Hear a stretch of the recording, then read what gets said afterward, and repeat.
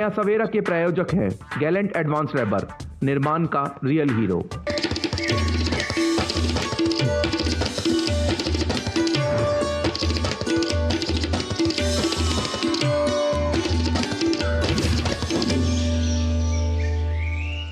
नमस्कार, स्वागत है आप सभी का डीडी न्यूज पर। मैं हूं आपके साथ कृतिका। मॉर्निंग प्राइम टाइम नया सवेरा को लेकर हाजिर हूं मैं और अगले 1 घंटे में हम जानेंगे देश दुनिया से जुड़ी तमाम बड़ी और छोटी खबरें, जिसमें खासतौर पर बात होगी प्रधानमंत्री नरेंद्र मोदी के विदेश दौरे को लेकर। आज उनके विदेश दौरे का दूसरा दिन है।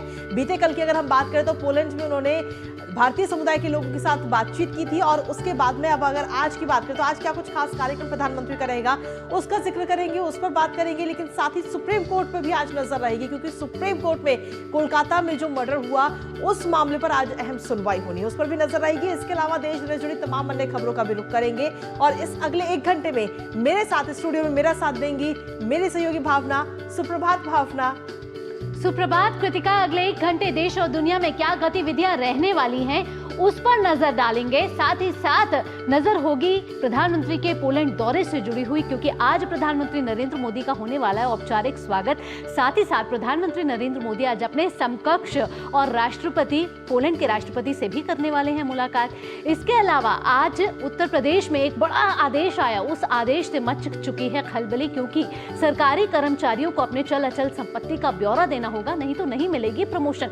क्या है ये आदेश, इस पर जुड़ी तमाम जानकारी आप तक साझा करेंगे। साथ ही साथ आज वक्फ संशोधन विधेयक पर जेपीसी की कमेटी उनकी बैठक है, वो पहली बैठक है जो आज होने वाली है, उससे जुड़ी तमाम अपडेट भी आपको साझा करेंगे।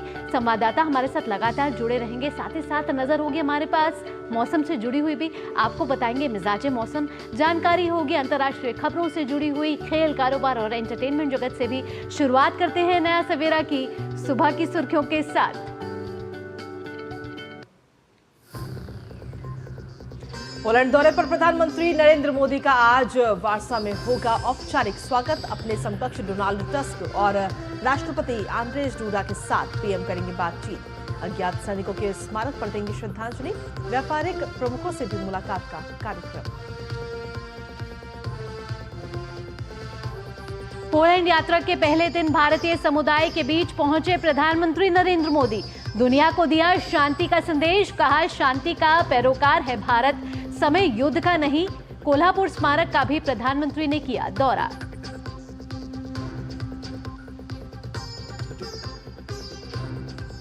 कोलकाता रेप मर्डर केस में आज सुप्रीम कोर्ट में होगी सुनवाई। सीबीआई दाखिल करेगी स्टेटस रिपोर्ट। वहीं इंसाफ की मांग को लेकर डॉक्टरों की हड़ताल जारी, मरीजों का हाल बेहाल। दिल्ली शराब नीति घोटाले में आरोपी के कविता के मामले में ईडी आज सुप्रीम कोर्ट में दाखिल करेगी जवाब। जमानत देने से इनकार करने के दिल्ली हाईकोर्ट के फैसले को दी गई है चुनौती। वक्फ संशोधन विधेयक पर दिल्ली में संयुक्त संसदीय समिति की पहली बैठक आज। अल्पसंख्यक मंत्रालय के अधिकारी नए कानून की देंगे जानकारी। आंध्र प्रदेश के अनकापल्ली में केमिकल फैक्ट्री में विस्फोट से अब तक 17 लोगों की मौत, 35 घायल। मुख्यमंत्री चंद्रबाबू नायडू ने दिए जांच के आदेश। प्रधानमंत्री मोदी ने पीड़ित परिवारों के लिए अनुग्रह राशि की घोषणा। मौसम से जुड़ी खबरों में अगले 36 घंटे में असम, मेघालय, त्रिपुरा, केरल और लक्षद्वीप में मूसलाधार बारिश के आसार। अगले 7 दिन में मध्य प्रदेश, कोंकण, गोवा और गुजरात क्षेत्र में भी भारी बारिश की चेतावनी। और अमेरिकी राष्ट्रपति जो बाइडेन ने इजरायली प्रधानमंत्री से की फोन पर बात। बंधकों के लिए तत्काल संघर्ष विराम के समझौते पर दिया जोर। काहिरा में होने वाली आगामी वार्ता पर भी हुई चर्चा।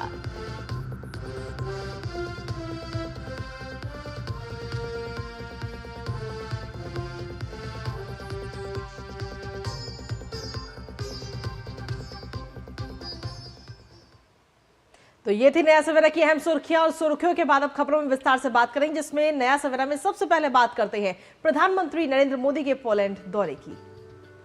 बता दें कि पोलैंड के वॉर्सो में आज प्रधानमंत्री नरेंद्र मोदी का औपचारिक स्वागत होगा।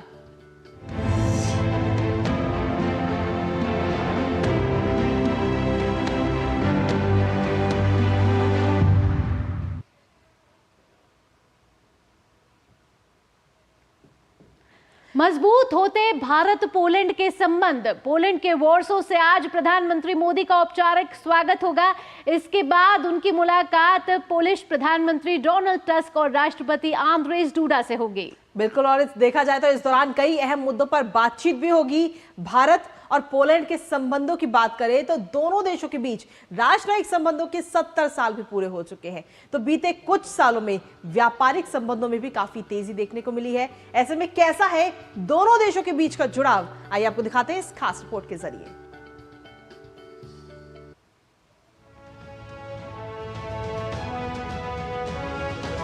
पोलैंड यात्रा के पहले दिन प्रधानमंत्री नरेंद्र मोदी ने वॉर्सो में जाम साहब नवानगर स्मारक का दौरा किया।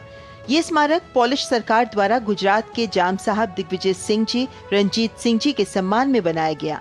गुजरात के नवानगर के जाम साहब दिग्विजय सिंह जी, रंजीत सिंह जी जडेजा ने व्यक्तिगत जोखिम उठाते हुए 1942 से 1946 के दौरान स्टालिन के साइबेरिया में युद्धग्रस्त कब्जे वाले पोलैंड और सोवियत शिविरों से लगभग 1000 पोलिश बच्चों की रक्षा की। 1942 में जाम साहब ने जामनगर बलाचडी में एक समर्पित पोलिश बच्चों का शिविर स्थापित किया, जिसमें किंडरगार्टन, स्कूल, अस्पताल और पुस्तकालय जैसी सुविधाएं शामिल थीं।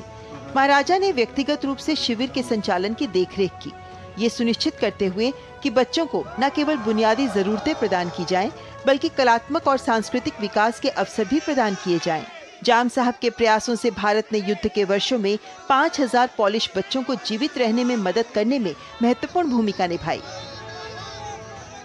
Deeply moved and affected by the suffering of the Polish nation, in particular the fate of those whose childhood and youth was being snatched away from them in the tragic conditions of the worst of wars that could be imagined, I wished in some way to contribute to the improvement of their fate. Thus, I offered them our hospitality in territories far removed from the turmoil of war. Maybe there, in the beautiful hills beside the seashore, the children will be able to recover their health and to forget the ordeal they went through, gather strength to work as citizens of a free country. प्रधानमंत्री नरेंद्र मोदी ने राजधानी Warsaw में Monty casino स्मारक का भी दौरा किया। दूसरे विश्व युद्ध के दौरान भारत के सैनिकों ने पोलैंड की सेना के साथ मिलकर मोंटी कैसीनो की लड़ाई लड़ी थी और इसमें जीत हासिल की थी। इस लड़ाई में भारत के सैकड़ों सैनिकों की जान भी गई थी। प्रधानमंत्री मोदी ने इस स्मारक पर पहुंचकर सैनिकों को श्रद्धा सुमन अर्पित किए।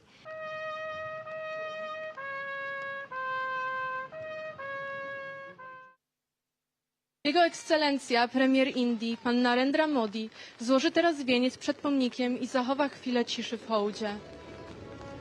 साथ ही प्रधानमंत्री मोदी पोलैंड में कोल्हापुर के महाराजा के सम्मान में बने मेमोरियल पर भी पहुंचे। दूसरे विश्व युद्ध के दौरान कोल्हापुर के महाराजा ने पोलैंड के 5000 निवासियों को कोल्हापुर में शरण देकर उनके खाने, रहने और पढ़ाई का इंतजाम किया था, जिसके बाद उनके सम्मान में पोलैंड की सरकार ने इस स्मारक का निर्माण कराया था। I wish you, the Prime Minister, much health and success in fulfilling the mission you undertook by visiting Poland and Europe. Indie na zawsze pozostały w naszej wdzięcznej pamięci. We lost our homes. We had nowhere to return to. Only about 10% returned to Poland. India has always remained in our hearts.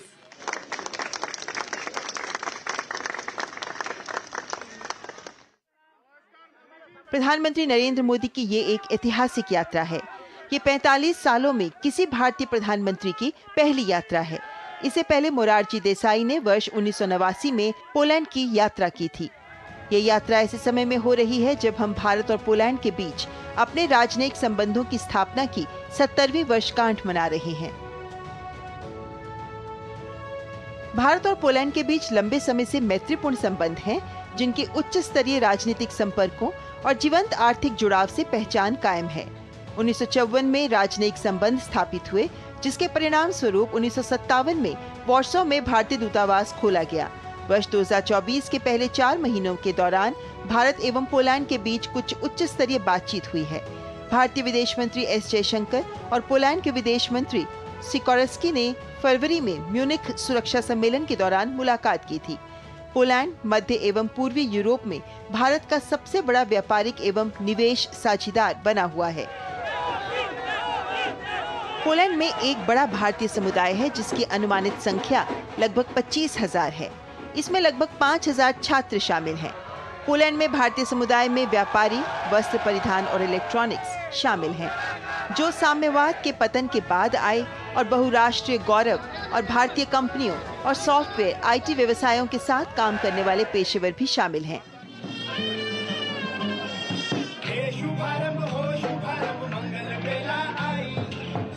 Poland से नीरज और विशाल Bairstow के साथ bureau report DD news.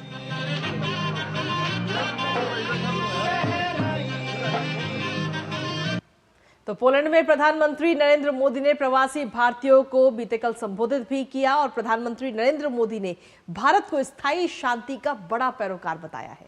उन्होंने साथ ही कहा कि भारत का यह स्पष्ट मत है कि यह युद्ध का समय नहीं है। भारत बुद्ध की विरासत वाली धरती है।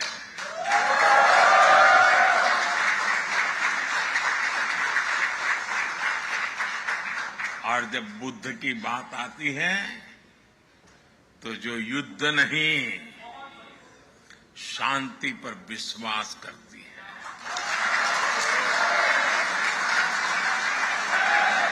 और इसलिए भारत इस रीजन में भी स्थायी शांति का एक बड़ा पैरोकार है।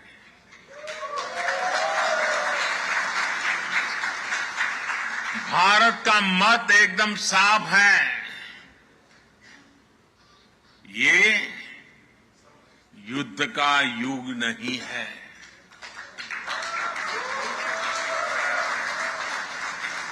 ये उन चुनौतियों से निपटने के लिए एकजुट होने का समय है जिनसे मानवता को सबसे बड़े खतरे हैं। इसलिए भारत डिप्लोमेसी और डायलॉग पर बल दे रहा है। पीएम ने कहा कि आने वाले समय में दुनिया भारत का जबरदस्त उभार देखने जा रही है। पीएम ने साथ ही कहा कि भारत को लेकर दुनिया भर में सकारात्मक माहौल है। आने वाले वर्षों में दुनिया भारत का जबरदस्त आर्थिक उभार देखने जा रही है। नेस्कॉम का अनुमान है कि अपने डिजिटल इंफ्रास्ट्रक्चर के कारण भारत इस दशक के अंत तक $1 ट्रिलियन की इकोनॉमी बन जाएगा। नेस्कॉम और बोस्टन कंसल्टिंग ग्रुप का आकलन है कि आने वाले 3-4 साल तक भारत का AI मार्केट करीब 30-35% की स्पीड से ग्रो करेगा। यानी भारत को लेकर एक अभूतपूर्व पॉजिटिविटी चारों तरफ नजर आ रही है। आज Bharat semiconductor mission, deep ocean mission, national green hydrogen mission, national quantum mission और AI मिशन पर इसलिए काम कर रहा है ताकि आने वाले अनेक दशकों तक भारत बहुत आगे रहे। भारत आने वाले कुछ वर्षों में अपना स्पेस स्टेशन स्थापित करने की भी तैयारी कर रहा है। और वो दिन दूर नहीं जब आप भारत के एस्ट्रोनॉट्स को मेड इन इंडिया गगनयान,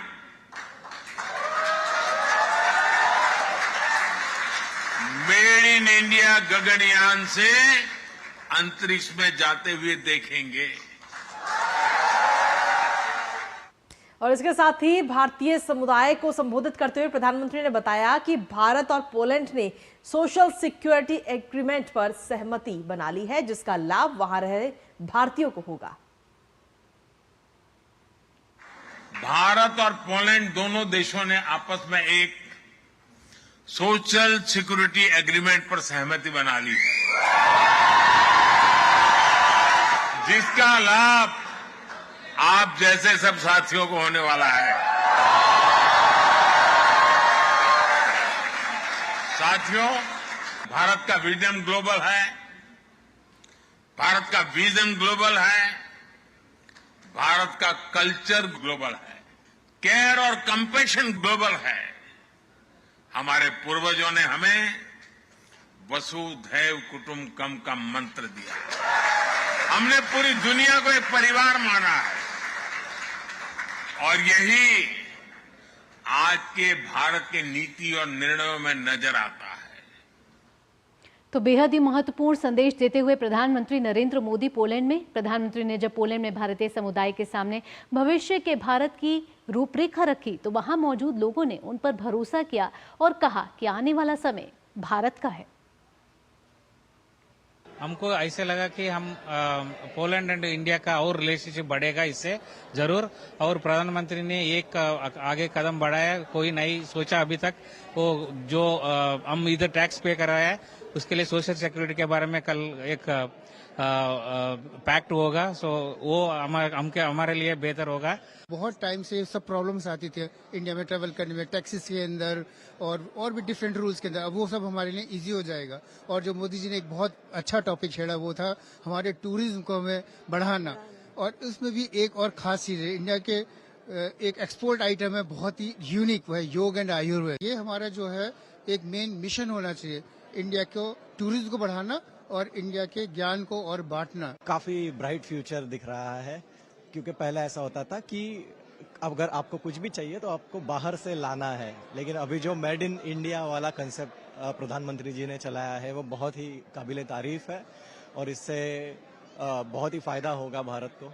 आज तक ऐसा था कि हमारी पहचान जो मतलब अभी 6-7 साल हो गए यहाँ रह रहे, जो पहचान थी हाँ फॉरेनर, बट जब से मोदी जी आए हैं तब से जो अपने इंडिया के प्रति लोगों का देखने का जो नजरिया बदल गया है। तो मतलब बाहर रह के हम ज्यादा फील कर पा रहे हैं कि इंडिया किस लेवल पे अभी है। और जो वर्ल्ड लीडर बोलते हैं ना मोदी जी को, वो ऐसे ही नहीं बोलते, he deserve to be world leader. तो अभी जो मीटिंग है उससे हम और ज्यादा इंस्पायर हो गए और उनके जो बोलते हैं हमारा भारत किस ओर जा रहा है वो और हमें इंस्पायर कर रहा है। और नो वंडर कि कल जाके भारत एक नंबर पे रहेगा, विश्व गुरु। इंडियन पासपोर्ट की वैल्यू बढ़ती जा रही है। तो ये आपने देखा कि भारतवंशी जो पोलैंड में है वो बता रहे थे कि प्रधानमंत्री की बातों ने उन्हें कितना इंस्पायर किया और इसके साथ साथ आने वाले समय में भारत किस तरह से अपने आप को विकसित करेगा। प्रधानमंत्री ने अपने संबोधन में कई तरह की बातों का जिक्र किया। उन्होंने कहा कि भारत बुद्ध का देश है, ये युग युद्ध का नहीं है, शांति का युग है। इसके अलावा भारत के अंदर विकास के जो तमाम कार्य चल रहे हैं उनका भी जिक्र प्रधानमंत्री ने भारतवंशियों के सामने रखा। कैमरामैन अंकुर के साथ Neeraj Singh, DD news, Poland. वहीं पोलैंड में दूरदर्शन के लिए तब गर्व का पल रहा जब कुछ लोगों ने कहा कि वो शुरू से ही दूरदर्शन को देखते आए हैं और दूरदर्शन की धुन मानो उनकी धड़कन जैसी है। पोलैंड से देखिए हमारे संवाददाता नीरज सिंह की ये खास रिपोर्ट।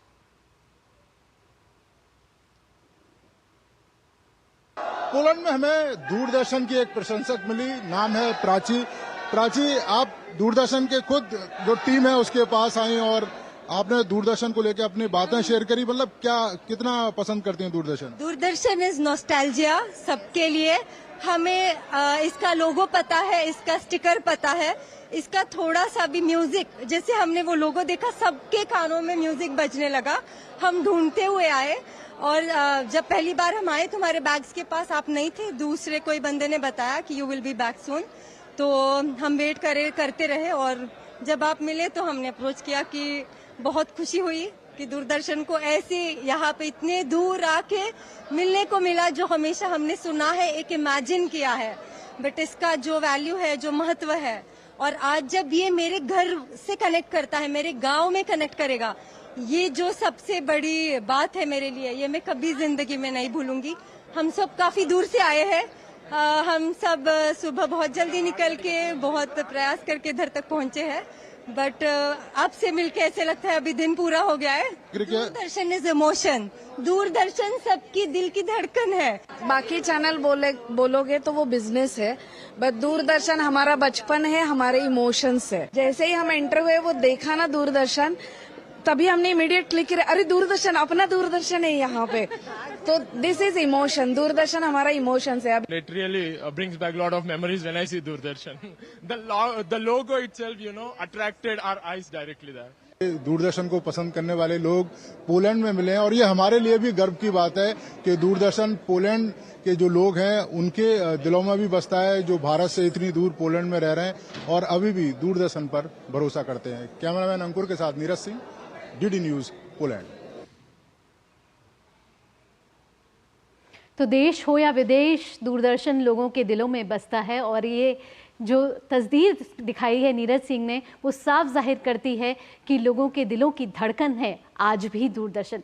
यहाँ रुकेंगे एक छोटे से ब्रेक के लिए। ब्रेक के बाद नीरज सिंह से कनेक्ट होंगे, क्योंकि नीरज सिंह लगातार ग्राउंड जीरो से हमें पोलैंड की पल पल की जानकारी दे रहे हैं। जानेंगे कि आज प्रधानमंत्री नरेंद्र मोदी का क्या है कार्यक्रम, ये सब इस छोटे से ब्रेक के बाद। आप जुड़े रहिए नया सवेरा के साथ।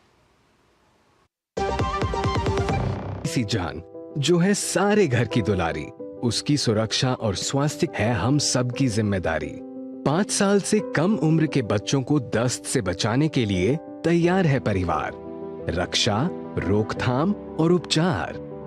रक्षा के लिए 6 महीने तक बच्चे को सिर्फ माँ का दूध पिलाएं।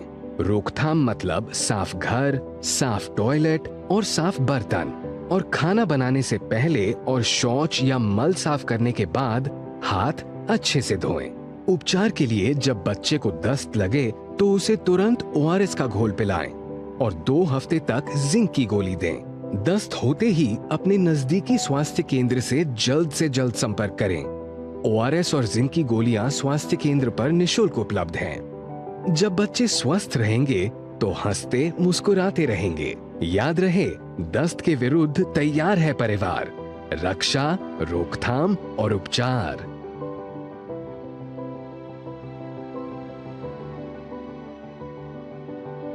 अधिक जानकारी के लिए आशा दीदी से संपर्क करें। स्वास्थ्य एवं परिवार कल्याण मंत्रालय द्वारा जनहित में जारी। सुरक्षा की गारंटी हर चीज में जरूरी है, चाहे वो मुश्किल स्टंट हो या अच्छी फसल।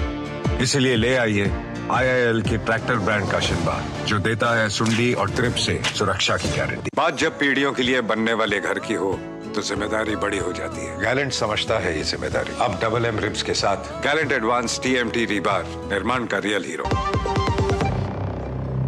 और ब्रेक के बाद एक बार फिर से स्वागत है आप सभी का। लगातार हम बात कर रहे हैं मजबूत होते भारत पोलैंड के संबंधों को लेकर के, और इसी पर ताजा अपडेट ले लेते हैं। हमारे साथ में हमारे संवाददाता नीरज सिंह इस वक्त जुड़ रहे हैं ग्राउंड जीरो से। नीरज, अगर देखा जाए तो इस समय वॉर्सो में मौजूद हैं और प्रधानमंत्री का पोलैंड में पहला दिन कैसा रहा है, किन किन बातों का जिक्र प्रधानमंत्री ने अपने संबोधन में किया है, वो आपसे जानना चाहेंगे।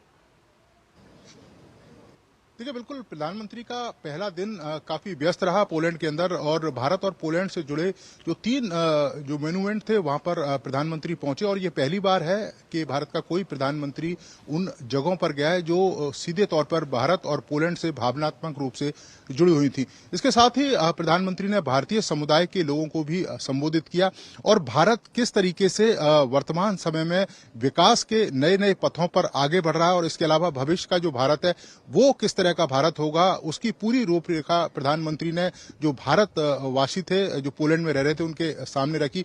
उन्होंने बताया कि किस तरह से भारतीय जो अर्थव्यवस्था है वो तेजी के साथ आगे बढ़ रही है, IT के क्षेत्र में भारत किस तेजी के साथ काम कर रहा है, और दूसरी AI के क्षेत्र में आने वाले समय में 3-4 सालों में भारत की जो भूमिका है वो किस तरह की रहेगी। अंतरिक्ष के क्षेत्र का जिक्र करते हुए भारत ने कहा कि आज भारत अग्रिम जो पंक्ति है उनमें अंतरिक्ष के क्षेत्रों में खड़ा है। जिस तरीके से चंद्रयान की सफलता के झंडे भारत ने पूरी दुनिया में गाड़े। आने वाले समय में भारत मेक इन इंडिया के तहत जो तमाम अंतरिक्ष में जो सैटेलाइट भेजे जाएंगी वो मेड इन इंडिया में होंगी। और इसके साथ साथ ही सबसे बड़ी बात उन्होंने कही कि आने वाले समय में भारत अंतरिक्ष के अंदर स्पेस भी बनाएगा, स्पेस सेंटर भी बनाएगा। तो ये अपने आप में काफी बड़ी बात है। और भारत दुनिया के सामने किस तरह से अपने आप को पेश कर रहा है। पिछले आपने देखा भी होगा कि पिछले 40 सालों से पहले या कहें कि पिछले 10 सालों से पहले जिस तरह की राजनीति रही है या जिस तरह की हमारी विदेश नीति रही है, उसमें बहुत सारे मुल्क ऐसे थे जो छूट जाते थे और जहां पर भारत के प्रधानमंत्री नहीं जाते थे। लेकिन अब भारत ने यह तय किया है कि उन देशों के साथ भी जो छोटे छोटे देश हैं और जहां तक भारत अभी नहीं पहुंचा है वहां पर भी भारत पहुंचेगा, क्योंकि भारत सबको साथ लेकर आगे चलना चाहता है। तो ये कह सकते हैं कि बड़ी बात है। और भारत के जो लोग विदेशों में रह रहे हैं वो एक तरीके से भारत के एम्बेसडर हैं, जो भारत की संस्कृति, भारत के कल्चर को चारों तरफ फैला रहे हैं और इसके साथ साथ उन देशों के विकास में भी योगदान दे रहे हैं। तो ये काफी बड़ी बात प्रधानमंत्री ने कही। और आज का दिन प्रधानमंत्री का काफी व्यस्त दिन रहेगा। मेरे पीछे आपको जो जगह दिखाई दे रही है, यहाँ पर प्रधानमंत्री पहुंचेंगे और जो तमाम जो मीटिंग्स हैं वो यहाँ पर होंगी। पोलैंड के प्रधानमंत्री से मुलाकात करेंगे। इसके अलावा पोलैंड के राष्ट्रपति से उनकी जो मुलाकात है वो होगी और कई सारे जो समझौते हैं उन पर सहमति बन सकती है। सामाजिक सुरक्षा को लेकर एक समझौते पर सहमति बनी है और जो भारत और पोलैंड दोनों ही लोगों के लिए काफी बेनिफिट होगा आने वाले समय में। इसके साथ साथ ही आप देखें कि प्रधानमंत्री आज अननोन सोल्जर मेमोरियल है वहां पर भी जाएंगे, जो ऐसे अज्ञात सैनिक थे जिन्होंने कई सारे युद्धों में अपनी जान गंवाई और जिनकी पहचान नहीं हो सकी। तो प्रधानमंत्री वहां भी जाएंगे और श्रद्धा सुमन अर्पित करेंगे उनको। नीरज, प्रधानमंत्री ने कई महत्वपूर्ण बातों का जिक्र किया है जिसमें प्रधानमंत्री ने शांति का संदेश भी दिया है। प्रधानमंत्री ने कहा है कि सबके दुनिया के विकास की बात की है और साथ ही साथ दुनिया के हितों की बात की है। यूक्रेन जाने से पहले प्रधानमंत्री ने दुनिया के कई हिस्सों में कहा कि तनाव बना हुआ है। प्रधानमंत्री का ये भी कहना था कि ये युग युद्ध का नहीं है। और क्या संदेश दिया प्रधानमंत्री नरेंद्र मोदी ने अपने संबोधन में, नीरज? देखिए, बिल्कुल बहुत बड़ी बात प्रधानमंत्री ने कही है कि ये जो समय है या ये जो युग है वो युद्ध का युग नहीं है।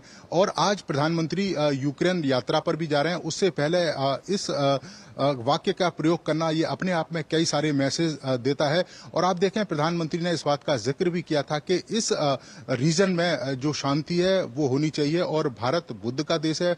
भारत चाहता है कि तमाम जो मसले हैं वो बातचीत के जरिए हल होने चाहिए।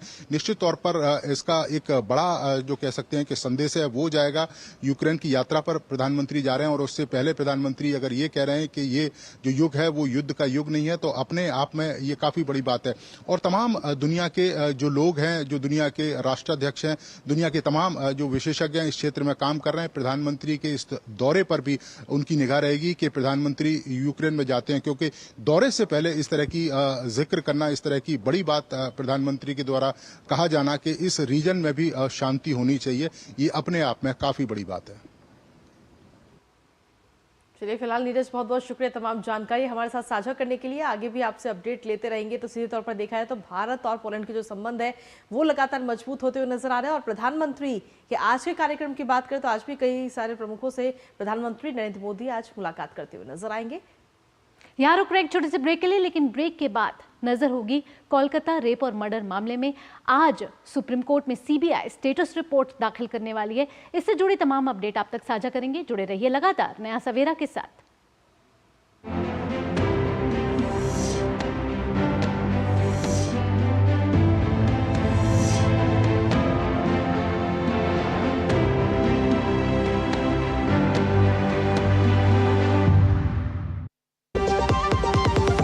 बात जब पीढ़ियों के लिए बनने वाले घर की हो तो जिम्मेदारी बड़ी हो जाती है। गैलेंट समझता है ये जिम्मेदारी। अब डबल एम रिब्स के साथ गैलेंट एडवांस TMT रीबार, निर्माण का रियल हीरो। सुरक्षा की गारंटी हर चीज में जरूरी है, चाहे वो मुश्किल स्टंट हो या अच्छी फसल। इसलिए ले आइए IIL के ट्रैक्टर ब्रांड का शिनबार, जो देता है सुंडी और ट्रिप से सुरक्षा की गारंटी। और ब्रेक के बाद एक बार फिर से स्वागत है आप सभी का। जैसा कि ब्रेक से पहले भावना ने बताया कि अब ब्रेक के बाद हम बात करेंगे कोलकाता रेप मर्डर मामले को लेकर, जिसमें इंसाफ का इंतजार कर रहे लोगों के लिए आज बड़ा दिन है, क्योंकि केस की जांच कर रही सीबीआई आज सुप्रीम कोर्ट में अपनी जांच की स्टेटस रिपोर्ट को दाखिल करेगी। 2 दिन पहले सीजेआई चंद्रचूड़ की बेंच ने सीबीआई को कहा था कि वो 22 अगस्त यानी कि आज तक ये बताए कि उसकी जांच कहां तक पहुंची है। कलकत्ता हाईकोर्ट के आदेश के बाद सीबीआई इस मामले की जांच कर रही है। आपको बता दें कि सीबीआई पिछले 9 दिनों से ये तफ्तीश कर रही है कि आखिर ट्रेनी डॉक्टर के साथ उस रात क्या हुआ, कौन दोषी है। इस बारे में सीबीआई लगातार कॉलेज के प्रिंसिपल यानी कि पूर्व प्रिंसिपल हो चुके हैं अब वो संदीप घोष और अन्य आरोपी संजय रॉय से पूछताछ में जुटी हुई है। इससे पहले बंगाल सरकार के वकील कपिल सिब्बल ने अदालत को जानकारी दी थी कि 50 एफआईआर दर्ज हुई हैं और 37 लोगों को गिरफ्तार किया जा चुका है। तब सॉलिसिटर जनरल तुषार मेहता ने सवाल उठाए थे कि एक घटना की 50 एफआईआर दर्ज करने का मतलब ही इस मामले को रफा दफा करने की कोशिश है। इसके अलावा बंगाल सरकार को भी आज आरजी के अस्पताल में हुई तोड़फोड़ पर अदालत को जवाब देना है।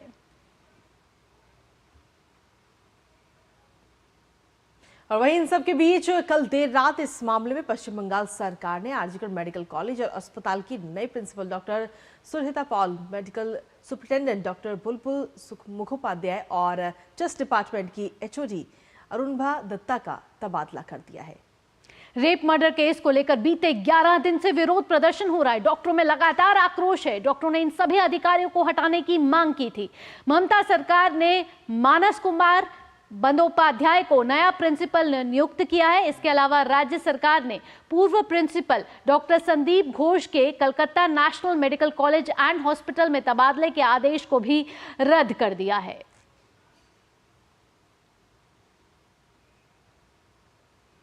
और इन सबके बीच कोलकाता के आरजीकर मेडिकल कॉलेज अस्पताल मामले में क्रिकेट टीम के पूर्व कप्तान सौरभ गांगुली भी विरोध प्रदर्शन में उतर गए हैं। विरोध में उनकी पत्नी और बेटी साथ आई हैं। उन्होंने कैंडल जलाकर पीड़िता के लिए न्याय मांगा। और इस दौरान सौरभ गांगुली की पत्नी डोना गांगुली ने कहा कि हम महिलाओं के लिए एक सुरक्षित समाज की मांग कर रहे हैं। समाज में दुष्कर्म जैसी घटना खत्म होनी चाहिए। तो इस पे अगर देखा है तो लगातार लोग अब इसमें साथ आते हुए नजर आ रहे हैं। We are just protesting against rape. We need a safe society. We need a safe society. Rape needs to stop. तो आरजीकर अस्पताल में 8 से 9 अगस्त के बीच जूनियर ट्रेनी डॉक्टर के साथ हुआ रेप और उसके बाद हुए मर्डर पर आज कई गतिविधियां होने वाली हैं, जिसमें सुप्रीम कोर्ट में आज सीबीआई अपनी स्टेटस रिपोर्ट दाखिल करेगी। इसके अलावा कॉलेज में तोड़फोड़ क्यों हुई, पश्चिम बंगाल सरकार को जवाब देना होगा कोर्ट कर। इससे जुड़ी जानकारी भी आप तक साझा करेंगे। हमारे संवाददाता आप जुड़ चुके हैं हमारे साथ। विकास सारथी जुड़ चुके हैं दिल्ली से सुप्रीम कोर्ट पर, वहीं प्रसन्नजीत बख्शी जुड़ चुके हैं कोलकाता से। विकास, यहाँ मैं सबसे पहले आपके पास आना चाहूंगी। आज महत्वपूर्ण दिन है क्योंकि सीबीआई को स्टेटस रिपोर्ट सौंपनी है। 20 अगस्त को सुप्रीम कोर्ट ने स्वतः संज्ञान लिया था, जिसके बाद कहा था कि सीबीआई को स्टेटस रिपोर्ट सौंपनी होगी। आज कई पन्ने खुलते हुए नजर आएंगे क्योंकि सीबीआई की रिपोर्ट में ये साफ हो जाएगा, ये बताएगी कि जांच 9 दिन की जांच कहां तक पहुंची, क्योंकि 13 अगस्त को जांच सौंपी गई थी। अब जांच कहां तक पहुंची कि क्या और क्या आरोपी सिर्फ संजय रॉय है या और भी आरोपी हैं? भावना, बिल्कुल इसमें 2 स्टेटस रिपोर्ट आज दाखिल की जानी है। एक सीबीआई की तरफ से कि उसकी जांच में अब तक क्या प्रगति रही है, और एक राज्य सरकार की तरफ से कि आखिर जो वहां पे परिस्थिति थी उसके बावजूद इतने बड़ी तादाद में भीड़ अस्पताल में कैसे घुस गई और तोड़फोड़ की, साथ ही जहां क्राइम सीन जो था उसको भी डिस्टर्ब किया गया। इन दोनों मामलों पर एक रिपोर्ट आनी है। जहां तक सीबीआई की रिपोर्ट की बात है तो भावना, ये इस बात की संभावना बहुत कम है कि कोर्ट को जो भी बताया जाएगा वो जानकारी सार्वजनिक भी होगी। हालांकि कोर्ट को ये जानकारी सीबीआई जरूर देगी कि अभी तक क्या आरोपी एक ही है या फिर और लोगों की लिप्तता को लेकर के भी जांच सीबीआई कर रही है। लेकिन ये उम्मीद है कि ये सील्ड एनवेलप में कोर्ट को ये रिपोर्ट दी जाएगी जी। और एक चीज का यहाँ पे पता चल सकता है कि आखिर सीबीआई को कितना समय और लग सकता है, क्योंकि एक टेंटेटिव टाइमलाइन यहाँ पर सुप्रीम कोर्ट को सीबीआई बता सकती है कि जांच कब तक पूरी कर ली जाएगी। अभी तक आप जैसा जानती हैं कि इस मामले में एक मुख्य आरोपी को, जो संजय रॉय को गिरफ्तार किया गया था, उससे पूछताछ की गई, पॉलीग्राफ टेस्ट की अनुमति ली गई। इसके अलावा जो पूर्व प्रिंसिपल हैं उनके खिलाफ भी सीबीआई उनसे लगातार पूछताछ कर रही है और कई घंटों की पूछताछ कर चुकी है। इन सब का क्या नतीजा निकला है ये अंतरिम रिपोर्ट में सुप्रीम कोर्ट को बताया जाएगा। ये जो सीबीआई जांच का आदेश था, हालांकि ये कलकत्ता हाईकोर्ट ने दिया था, लेकिन क्योंकि अब सुप्रीम कोर्ट ने मामले पर सुनवाई शुरू कर दी है, तो कल जो सुनवाई हुई थी कलकत्ता हाईकोर्ट में, वो सुनवाई टल गई 4 सितंबर के लिए, इसी कारण से कि जब सुप्रीम कोर्ट में ही स्टेटस रिपोर्ट जानी है तो हाईकोर्ट अपनी सुनवाई को फिलहाल टाल रहा है। तो महत्वपूर्ण जानकारी यही मिल सकती है कि सीबीआई को वक्त कितना लगेगा एक फाइनल रिपोर्ट तैयार करने में और ये तय करने में कि आखिर इसमें आरोपी क्या यही व्यक्ति है जिसको कलकत्ता पुलिस ने गिरफ्तार किया, या फिर इसमें और लोग भी लिप्त हैं, या बिल्कुल अलग लोग इसमें लिप्त थे। ये सारी चीजें महत्वपूर्ण है जो अंतरिम रिपोर्ट में कोर्ट को बताई जा सकती है। चलिए विकास, आपके पास वापस आएंगे। इस वक्त प्रसन्नजीत भी हमारे साथ लगातार बने हुए कलकत्ता से। प्रसन्नजीत, अगर देखा जाए तो ममता सरकार जो है अब कहीं ना कहीं बैकफुट पर नजर आ रही है। आज कोर्ट में जवाब भी दाखिल करना है पश्चिम बंगाल सरकार को, और साथ ही बीती रात की अगर हम बात करें तो कई लोगों को निलंबित किया गया है। नहीं, देखिए, परसों जब सीजीआई की बेंच में ये सरकार को सामना करना पड़ा था, तो सीजीआई का इतने सारे सवाल, जो सवाल का कोई जवाब सरकार के पास नहीं होने के कारण आज जो स्टेटस रिपोर्ट देना है उसके पहले कुछ तैयारी प्रदेश सरकार की तरफ से किया गया है। पहले कुछ पुलिस आधिकारिक को निलंबित किया गया जो 14 अगस्त रात को आरजीकर के आसपास ड्यूटी में तैनात थे, और फिर ये सब कुछ कल रात सब कुछ आधी रात को किया जा रहा है, और कल भी आधी रात को इतने सारे प्रिंसिपल जो डीन है ये सबको इन सबका तबादला किया गया है। कम से कम आज कोर्ट में खड़े होकर प्रदेश सरकार की तरफ से जो वकील होंगे कुछ स्टेटस रिपोर्ट दे पाए, क्योंकि प्रदेश सरकार की तरफ से वैसे कोई स्टेटस रिपोर्ट देने लायक कुछ हुआ ही नहीं था। तो ये जो कुछ भी किया गया है, जो डॉक्टर का कहना है, बाकी लोगों का कहना है कि ये सिर्फ सुप्रीम कोर्ट को स्टेटस रिपोर्ट देने के लिए किया जा रहा है। लेकिन मैं कल इत्तेफाक से कुछ वैसे डॉक्टर से बात कर रहा था, वैसे नर्सेस से बात कर रहा था जो 14 अगस्त रात को वहां पे ड्यूटी में थे। तो इनका कहना है कि हमारा जो उस रात का जो भयानक स्थिति है वो ट्रॉमा से हम लोग अभी तक निकल नहीं पाए। तो इस तरह की तबादला ठीक है, तबादला करके अगर स्थिति को काबू में ला सकते हैं तो सरकार लाए, लेकिन जो स्थिति है हमारी मन में जो आस्थाएं कायम करने की काम है वो सरकार की तरफ से अभी तक किया नहीं गया है।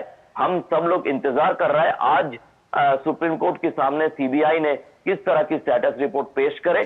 सरकार की ये जो रिपोर्ट है इसके बारे में कोई आस्था नहीं है डॉक्टर और नर्सेस के बीच।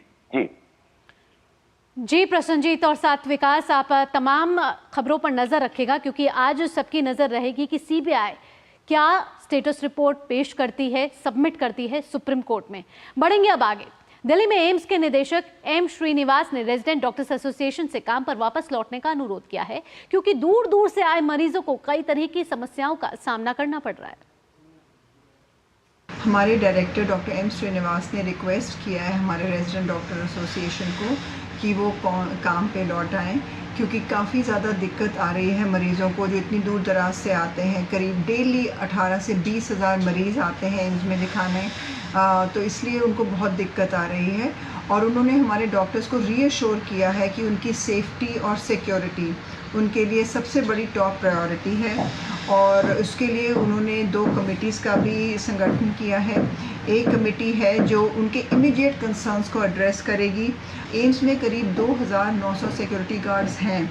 इन एडिशन टू दैट हर जगह सीसीटीवी कैमरास लगे हैं, करीब 2815 सीसीटीवी कैमरास हैं। In addition to that AI enabled CCTV surveillance cameras हैं। और वहीं दिल्ली आबकारी नीति से जुड़े एक मामले में ईडी ने मंगलवार को सुप्रीम कोर्ट को बताया कि वो कथित मनी लॉन्ड्रिंग मामले में गिरफ्तार पीआरएस नेता के कविता की जमानत याचिका पर 22 अगस्त तक अपना जवाब दाखिल करेगी, लेकिन सुनवाई 27 अगस्त को होगी। दरअसल अदालत ने 12 अगस्त को के कविता की उन याचिकाओं पर ईडी और सीबीआई से जवाब मांगा था जिनमें दोनों मामलों में उन्हें जमानत देने से इनकार करने के दिल्ली हाईकोर्ट के फैसले को चुनौती दी गई थी। हाईकोर्ट ने दोनों मामलों में के कविता की जमानत याचिका खारिज कर दी थी। इसके बाद अदालत ने मामले की सुनवाई 27 अगस्त तक के लिए टाल दी थी।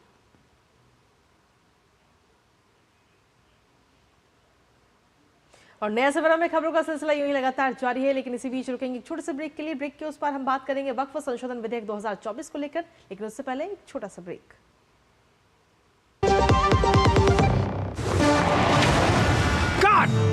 सुरक्षा की गारंटी हर चीज में जरूरी है, चाहे वो मुश्किल स्टंट हो या अच्छी फसल। इसीलिए ले आइए IIL के ट्रैक्टर ब्रांड का शिनबा, जो देता है सुंडी और ट्रिप से सुरक्षा की गारंटी। बात जब पीढ़ियों के लिए बनने वाले घर की हो तो जिम्मेदारी बड़ी हो जाती है। गैलेंट समझता है ये जिम्मेदारी। अब डबल M रिब्स के साथ गैलेंट एडवांस TMT रीबार, निर्माण का रियल हीरो। ब्रेक के बाद आपका स्वागत। आप देख रहे हैं नया सवेरा। बढ़ते हैं आगे और बात कर लेते हैं वक्फ संशोधन विधेयक 2024 की, जिस पर गठित संयुक्त संसदीय समिति यानी कि JPC की पहली बैठक आज होगी। संसद परिसर में होने वाली इस बैठक में समिति के सदस्य अल्पसंख्यक मामलों और कानून एवं न्याय मंत्रालयों के प्रतिनिधियों के साथ बातचीत करेंगे।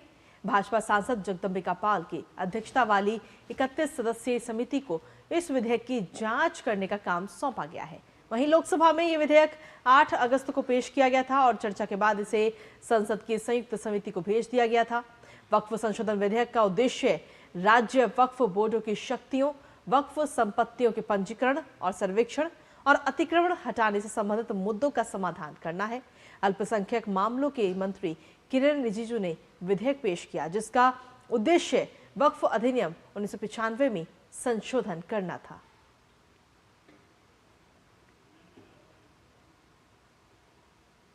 खबर अब आंध्र प्रदेश से आ रही है। आंध्र प्रदेश के अनकापल्ली में एक फार्मा कंपनी में हुए विस्फोट में 17 लोगों की जान चली गई है, जबकि 35 लोग घायल बताए जा रहे हैं। इस मामले में मुख्यमंत्री ने जांच के आदेश दे दिए हैं। वहीं घायलों को नजदीकी अस्पताल में भर्ती कराया गया है, जहां पर उनका इलाज चल रहा है। मीडिया रिपोर्ट्स के मुताबिक अगर देखा जाए तो अच्युतपुरम SEZ स्थित एक कंपनी के रिएक्टर में ये ब्लास्ट हुआ।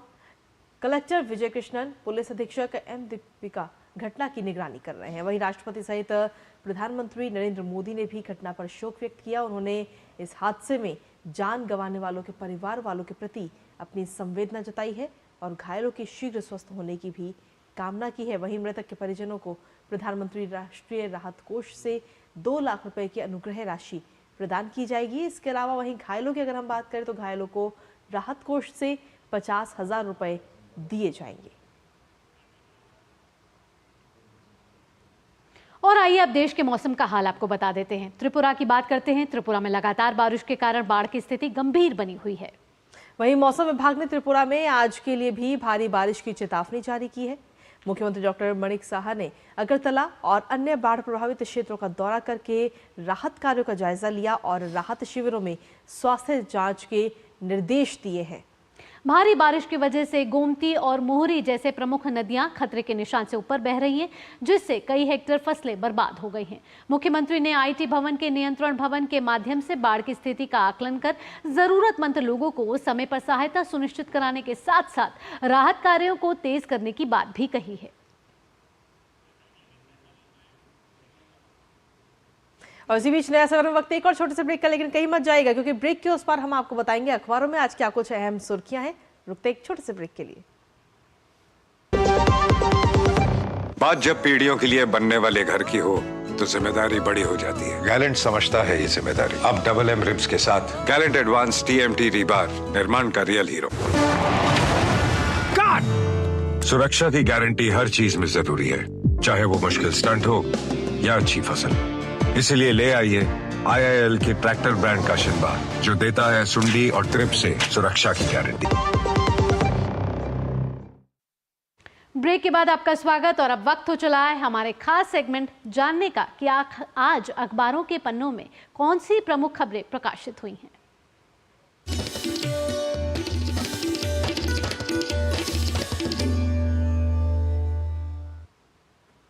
और चलिए अखबारों की सुर्खियां जानने के लिए सीधा रुख करते हैं। इस वक्त हमारी सहयोगी संध्या सुप्रभात, आज जो अखबार प्रकाशित हुए हैं उनमें क्या कुछ अहम सुर्खियां हैं जिनको जगह दी गई है?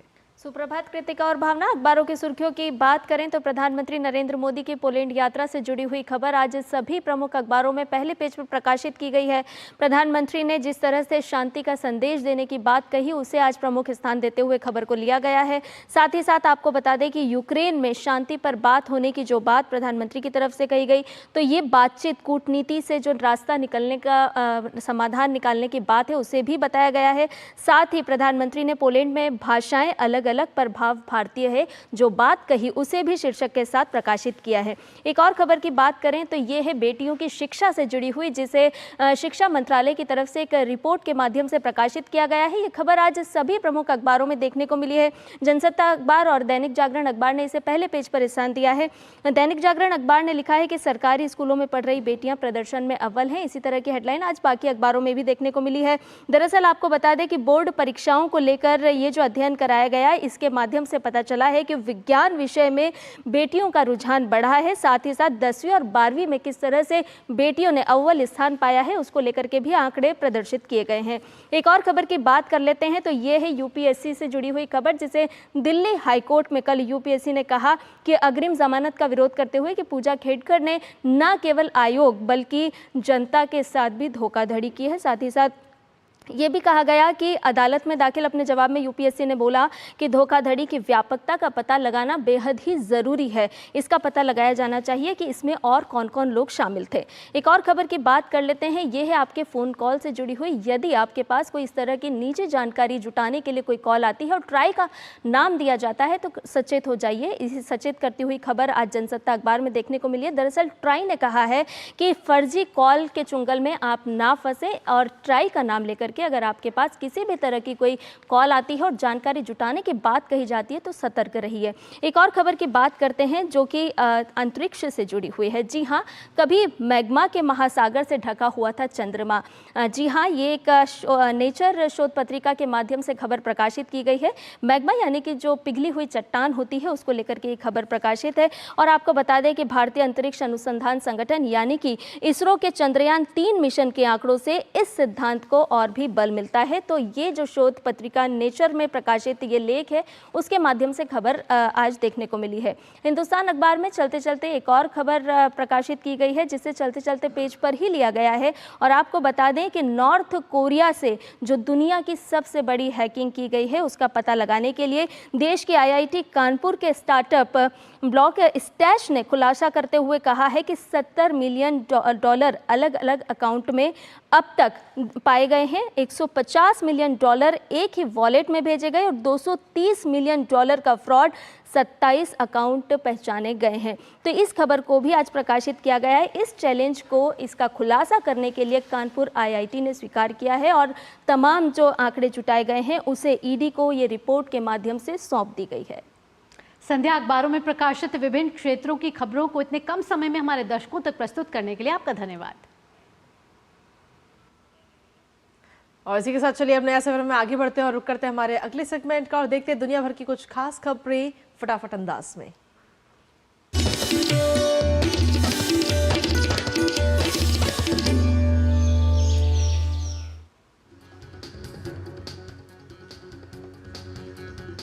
इजरायल और हमास के बीच युद्ध विराम की कोशिशें जारी हैं। अमेरिकी राष्ट्रपति जो बाइडेन ने इजरायली प्रधानमंत्री बेंजामिन नेतन्याहू के साथ एक फोन कॉल में युद्ध विराम समझौते पर तेजी लाने को कहा है। अमेरिकी राष्ट्रपति ने आगामी काहिरा वार्ता को बिना किसी बाधा के साथ संपन्न करने को लेकर भी चर्चा की है। इजरायल के प्रधानमंत्री बेंजामिन नेतन्याहू के कार्यालय ने इस बात से इनकार किया है कि वो हमास के साथ संघर्ष विराम समझौते के हिस्से के रूप में गजा मिस्र की सीमा से सैनिकों को वापस बुलाने पर सहमत हो गए हैं। अमेरिका के विदेश मंत्री एंटनी ब्लिंकन ने सोमवार को घोषणा की थी कि गजा पट्टी और मिस्र के बीच की मुख्य सीमा फिलाडेल्फी कॉरिडोर से अपने सैनिकों को वापस बुलाने पर इजरायल सहमत है। इटली के रोम में सिनेसिटा के दक्षिण पूर्वी क्षेत्र की झाड़ियों के बीच जंगल में आग लग गई है। जानकारी के अनुसार बचाव अभियान के दौरान एक दमकल कर्मी और 3 स्वयंसेवक गंभीर रूप से घायल हो गए।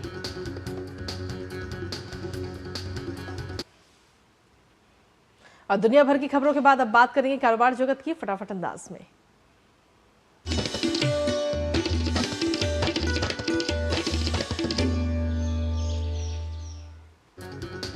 आईएएस अमरदीप सिंह भाटिया ने उद्योग और आंतरिक व्यापार संवर्धन विभाग, वाणिज्य और उद्योग मंत्रालय के सचिव का पदभार ग्रहण कर लिया है। इससे पहले वे वाणिज्य और उद्योग मंत्रालय के वाणिज्य विभाग के अतिरिक्त सचिव के रूप में कार्यरत थे। ब्रांड फाइनेंस की global food and drinks report 2024 में अमूल को दुनिया का सबसे मजबूत फूड ब्रांड बताया गया। अमूल ने 2023 में ब्रांड वैल्यू में 11% की बढ़ोतरी हासिल की, जो $3.3 बिलियन तक पहुंच गई। वाणिज्य एवं उद्योग मंत्रालय की जारी रिपोर्ट के अनुसार ऑनलाइन विक्रेताओं ने भारत में 1.58 करोड़ नौकरियों का सृजन किया है। इनमें से 35 लाख नौकरियां महिलाओं को मिली हैं। आरबीआई की एक स्टडी के अनुसार भारत का प्राइवेट कॉर्पोरेट इन्वेस्टमेंट वित्त वर्ष 2024-25 में 54% बढ़कर 2,45,212 करोड़ रुपए हो गया है। मेट्रो में सफर करने वाले यात्री अब एक ही प्लेटफॉर्म पर एनसीआरटीसी और डीएमआरसी दोनों क्यूआर कोड टिकट खरीद सकेंगे। डीएमआरसी और एनसीआरटीसी ने इस संदर्भ में एक समझौते पर हस्ताक्षर किया है। और चलिए ऐसे बारे में अब रुक करते हैं हमारे अगले सेगमेंट का और देख लेते हैं खबरें खेल जगत से। अंदाज रहेगा फटाफट।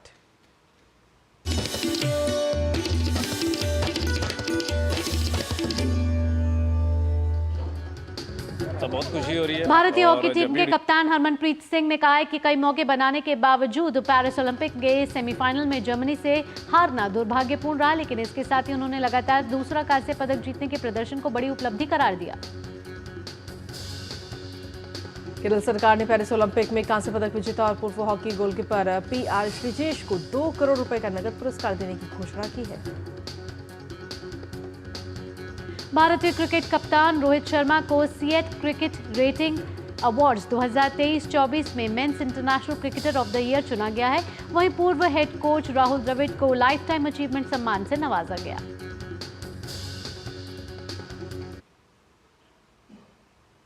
और नया खबरों में आगे बढ़ते हुए अब देख लेते हैं खबरें सिने जगत यानी ग्लैमर वर्ल्ड से फटाफट अंदाज में।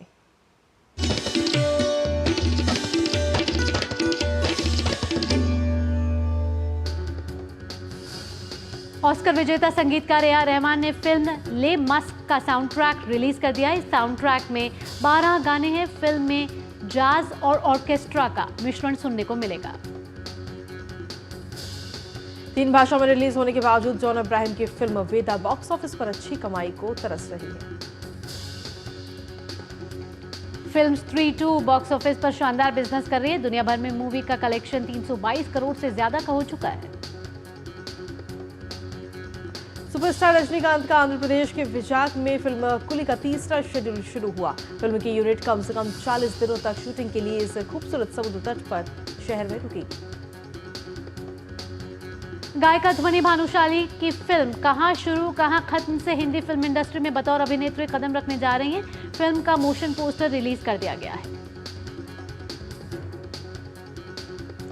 शाहरुख खान के बाद साउथ सुपरस्टार महेश बाबू का नाम भी डिज्नी की बहुप्रतीक्षित film Mufasa the Lion King से जुड़ गया है। फिल्म के तेलुगु वर्जन को अपनी आवाज देने के लिए महेश बाबू को चुना गया है।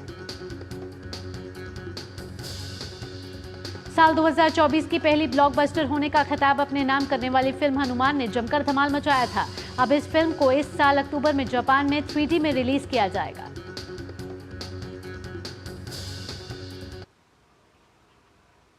और चलिए नया खबरों में आगे बढ़ते हुए अब बात कर लेते हैं मौसम की और जान लेते हैं मौसम का मिजाज और देखते हैं देश भर में अलग अलग शहरों का न्यूनतम और अधिकतम तापमान।